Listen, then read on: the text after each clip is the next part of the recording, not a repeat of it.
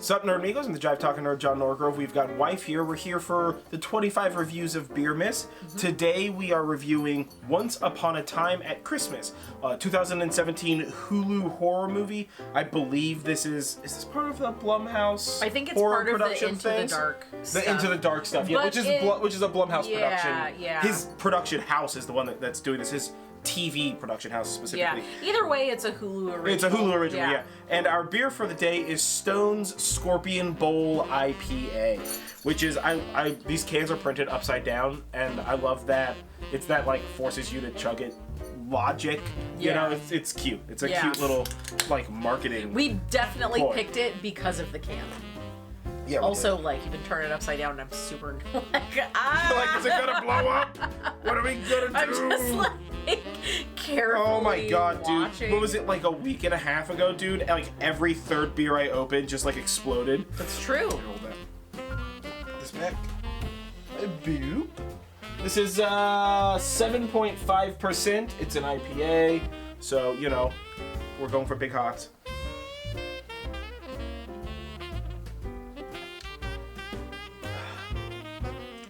It's alright. It's a nice, like, standard kind of crisp IPA. It's hoppy and like a not little as hoppy as it should be, fruity, but and it doesn't have not too hoppy. doesn't have super great head retention, right? And you can see here, not great head retention, and in my opinion, it's a little thin for an IPA. Yeah. A little like not hoppy enough, a little thin in the mouth feel. And it's not as aromatic as I would expect an IPA to be. Normally those are like in your face, you know? But I mean overall it's super drinkable. Like it's super crushable. It's just like a standard IPA. yeah, I wouldn't like It's go nothing for special. it, but I'm not gonna be like, I don't know, like if I got nothing else, I'm gonna be like, that guy, I know that guy, he's standard, you know? Yeah. That's what I would say about that. I totally agree. So on to the movie. Once Upon a Time at Christmas is a Christmas murder movie based around the 12 Days Christmas. I'm gonna call it slasher. Christmas slasher. Yeah, it's close enough. Yeah, it's a slasher. Well, they got a second one come out this year we haven't seen yet. Yeah. Called Nights Before Christmas? I think. Yeah, something like that. Yeah, something like that. Anyway. So this movie is basically like your standard issue, like, there's some murders going on in town, and like the bumpkin cops can't solve it, and then like whatever, there's some connection to somebody in town, and then like and murder there's like shenanigans. family secrets uncovered, all the stuff. kind of it's, thing. It's very standard in that way, except for it follows like the first murder is one, right, and then the second murder is two. What was it? Two turtle doves. Two turtle doves. Right, and it's at Turtle Dove Cove. Yeah, and so then it's all like themed by 12 days. The 12 Days of Christmas, right? and they so they then make the it third real one obvious. is like three. What is three? Oh geez, we Three just French watched this. hens. Oh, three French hens. No, yeah. three French maids. Whatever. French hens. French hens. Yeah. Yeah. Yes. Yeah. And then four. What was four then? 4 was. Man, I'm real bad at that song. Like, Ooh, no. frontwards. I mean, really, like, the TLDR of this movie is that it's worth it just to watch, to test your knowledge of the 12 Days of Christmas. Yeah, boy, you don't remember them back front. You tell me if just off the top of your head, you can go 1 is this, 2 is this, 3 is this. Not start at 12 and sing the song backwards. Like 1, 2, 3, 4 slowly like that. Man, I was like, it's obvious that this is what they're doing. There's a scene early in the movie where the FBI is just like, well, you know, they're like, there's 1 and 2, there's like 1 murder and then 2 murders and then like 4 murders. And he's like, at least there wasn't 3 murders, you know what I'm saying? And the cops are just like, I don't understand. And then the FBI agents get murdered and they get up to like 9 and the cops are like, got it. Okay, it's 12 days of Christmas, guys. Figure this the fuck out. Yeah. Even though the FBI had it at 4. Yeah. But like, this is one of those movies where like it's like a early 2000s sci-fi channel movie. Everything is fucking B. The acting is super over the top, like B-level acting. You know, the town mayor wants you to shut this shit down, and then he's like, don't shut this shit down, business. And then like when shit starts getting real, he's just like, I told him to shut it down early the whole time. I'm going to a strip club, motherfucker. like that kind of stuff. I feel like a couple more watchings and this might be like a cult classic. Oh, kind of I movie. feel like this movie, and if the definitely sequel has is the as good as this one, I feel like it definitely has the potential to be, because Yeah. it's like, it's very knockoff. Of a lot of things. It's very knockoff Rob Zombie. Right? Yeah, this is it basically It like, definitely what is. if Rob Zombie took a blow to the head and then directed a Christmas movie? You know? Yeah. Because it's like Rob Zombie-esque, but like not in a good way. The music's a little bit more subpar. Like the few times that they do like weird shots is subpar.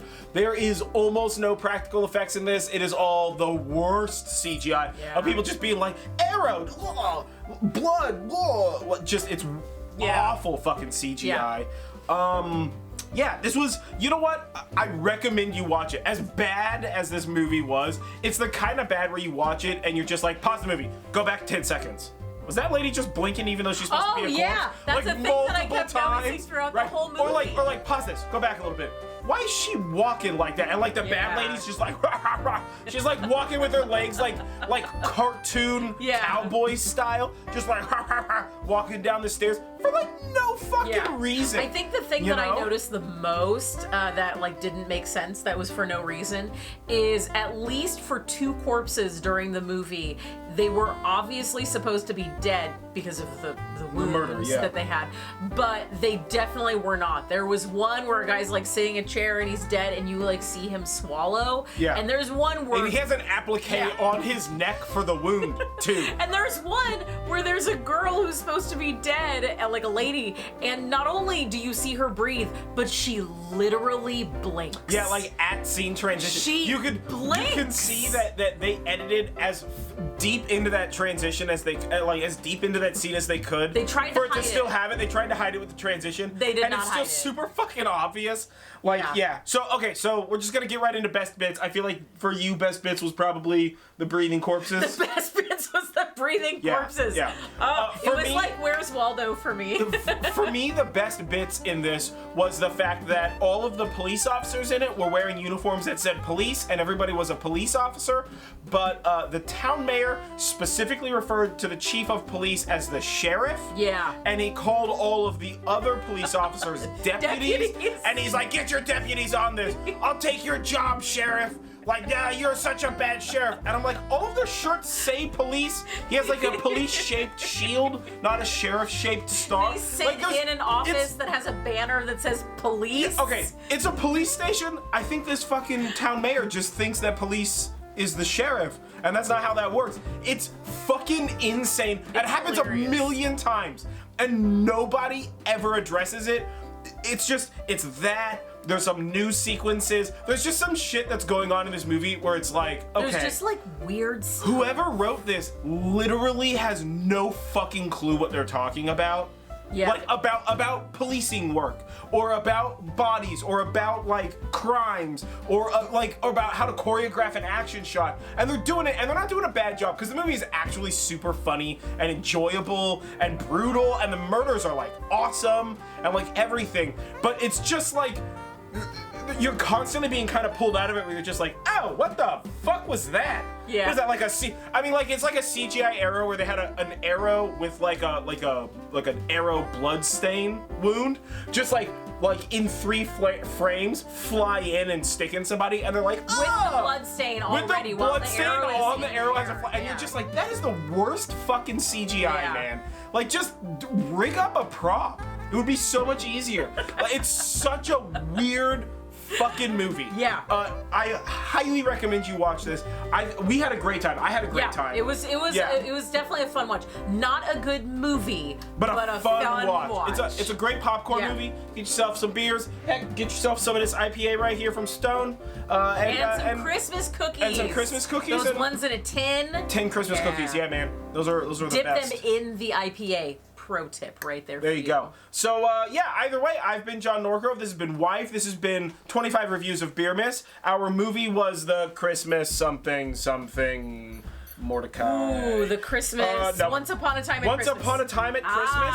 The movie was Once Upon a Time at Christmas. The beer was Scorpion Bowl IPA. Scorpion Bowl IPA. Yep, that's how I had to read that.